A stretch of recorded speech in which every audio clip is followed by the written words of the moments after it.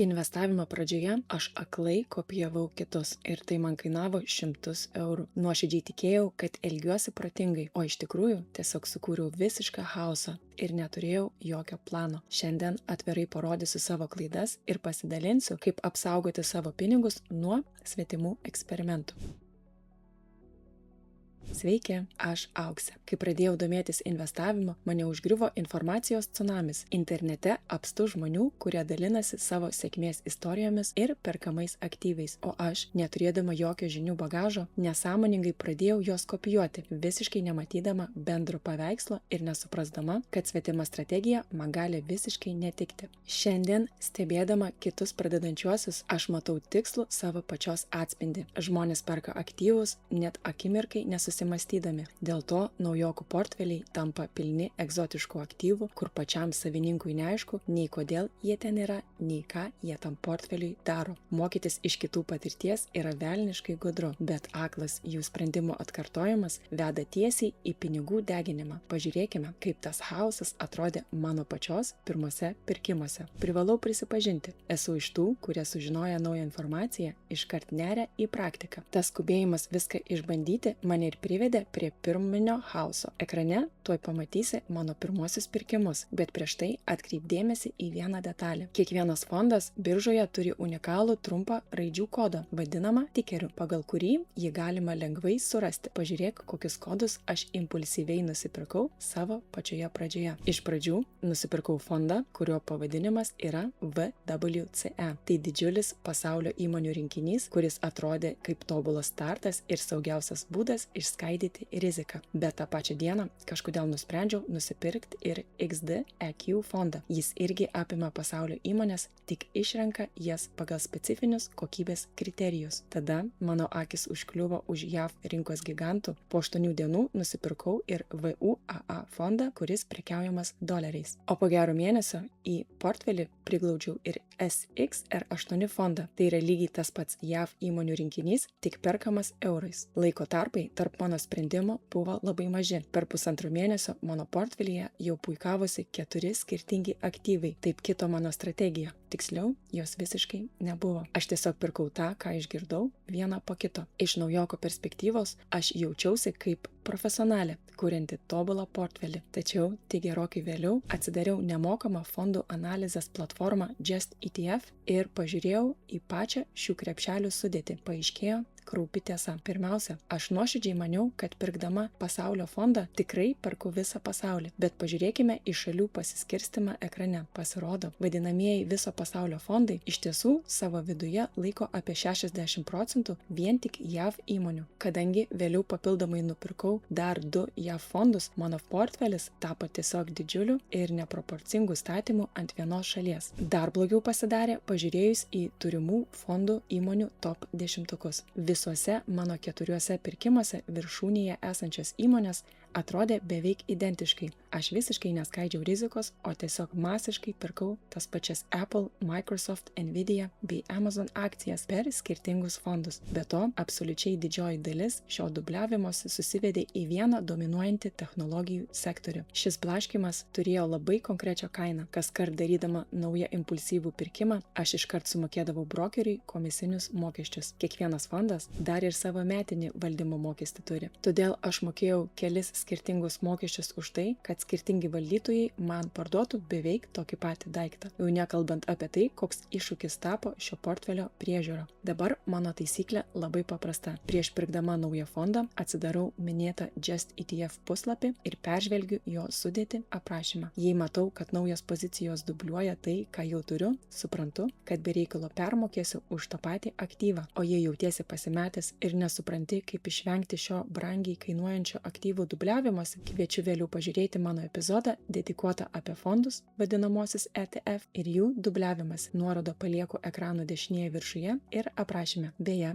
jei tokias pamokas padeda tau išvengti panašių klaidų, nepamiršk prenumeruoti kanalo. Bet aklas tų pačių fondų pirkimas yra tik viena medalio pusė. Kai pagaliau nustoji pirkti viską iš eilės, atsiranda antra pagunda – bandyti atkartoti patyrusio investuotojo sėkmę. Tu stebi patyrusį investuotoją, kuris staiga nusiperka perka labai specifinį ar rizikingą aktyvą. Tuoj pat pagalvoji, kad tai geniali mintis, todėl perki ir tu, skirdamas tam solidžią sumą. Bet čia slypi labai pavojinga detalė. Tu nežinai to žmogaus kapitalo dydžio. Gali būti, kad jam tas konkretus pirkimas sudaro vos 1% viso turto. Jis puikiai supranta riziką ir nors tikisi pelno, yra finansiškai pasiruošęs šį procentą prarasti be didesnės žalos savo portfeliui, jei sprendimas nepasiteisintų. Tavo portfelyje ta pati investicija gali sudaryti 10 ar net 20%. Taip gali neproporcingai surizikuoti didžiulę dalimi savo santaupų dėl vieno eksperimento, kuris kitam žmogui tebuvo tik maža kontroliuojama rizika. Todėl prieš aklai pirkdama bet kokį nišinį aktyvą dabar visada savęs paklausiu vieno dalyko. Ar aš tikrai galiu sau leisti pilnai prarasti visą sumą, jei šis sprendimas nepasiteisins? Jei atsakymas yra ne, vadinasi, tokia rizika man tiesiog netinkama. Noras atkartoti svetimas proporcijas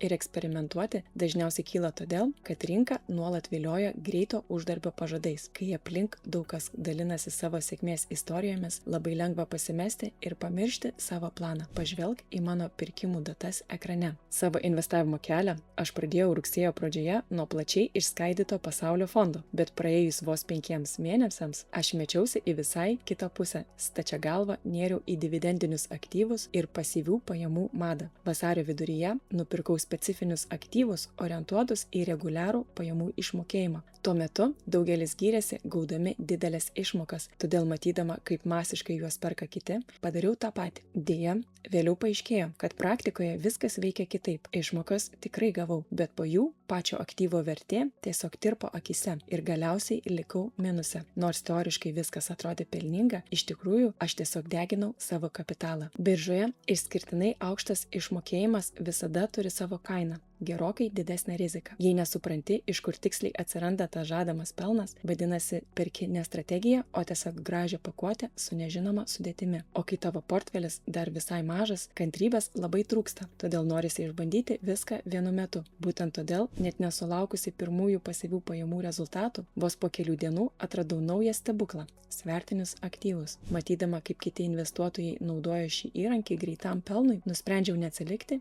ir vasarį įsigijau ir jų. Svertiniai aktyvai veikia kaip laimėjimo stiprintuvas. Jei rinka kyla, tavo pelnas auga 2 ar 3 greičiau. Tačiau tada nesuvokiau, kad tas stiprintuvas lygiai taip pat negailestingai veikia ir į priešingą pusę. Rinkai nukritus, tavo nuostoliai dauginasi tuo pačiu greičiu ir portfelio vertė krenta žemyn akimirksniu. Toks blaškymas ir bandymas atkartoti kitų sėkmę toliau tirpdė mano pinigus, o nemokėdama suvaldyti savo emocijų ir nesuprasdama rizikos, labai skaudžiai pasimokiau. Vienu metu teko užšaldyti 2600 eurų ir laukti. Suvokiau paprastą dalyką. Kol neturi tvirtų žinių pamatų ir nesi išgyvenęs bent vieno rimto rinkos kritimo, lysti į svertinius aktyvus yra pražūtinga. Jei nori pamatyti detaliau, kaip šis skubėjimas mane nubaudė, vėliau kviečiu pažiūrėti į atskirą epizodą apie tai. Nuorodą palieku aprašyme. Po skaudžių pamokų su svertais atrodė, kad pagaliau pasimokiau. Pradėjau pirkti iš pažiūros įprastas akcijas. Jaučiausi rami, nes buvau įsitikinusi, kad pirkdama kelias skirtingas įmonės apgalvotai skaidau riziką. Bet ar tikrai žinojau, kas slepiasi tų įmonių viduje?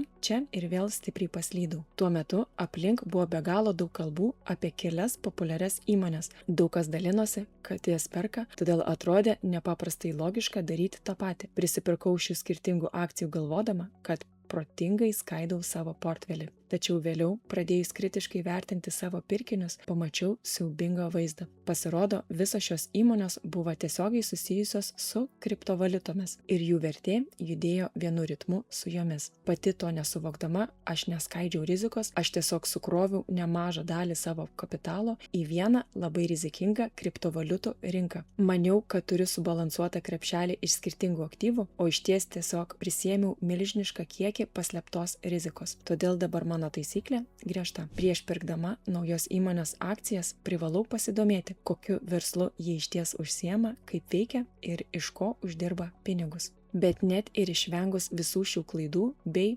atrodytų, tobulai atkartojus svetimą strategiją, atsiranda dar vienas lemiamas faktorius, kurio nukopijuoti tiesiog neįmanoma. Tai yra laikas. Pati didžiausia problema atsiranda tada, kai rinka pradeda svyruoti ir tos svetimos strategijos autorius netikėtai pakeičia savo planus, tau nieko nepasakęs. Juk jis ir neturi sakyti. Esmė ta, kad aklai sekdamas kitą žmogų, tu kopijuoji tik jo veiksmą, bet ne jo laiko horizontą. Įsivaizduok, gal tas investuotojas pirko aktyvą greitam spekuliavimui, o tu jį pirkai ir palikai ilgalaikiai investicijai. Jei tas žmogus po savaitės savo pirkinį parduoda, tu gal net nesužinai ir lieki sėdėti su krentančios vertės aktyvų. Tačiau tai nėra vienintelė bėda. Kur kas blogiau yra emocinis aklumas. Kai pats analizuoji ir pasirenki aktyvus, krizės metu tu žinai, kodėl jų nebereikia parduoti. Tu turi argumentų, kodėl šis aktyvas vis dar tinkamas tavo portfeliui. Todėl, kai aklai atkartoji, rinkai nukritus bent keliais procentais, tave gali apimti panika. Tu neturi plano,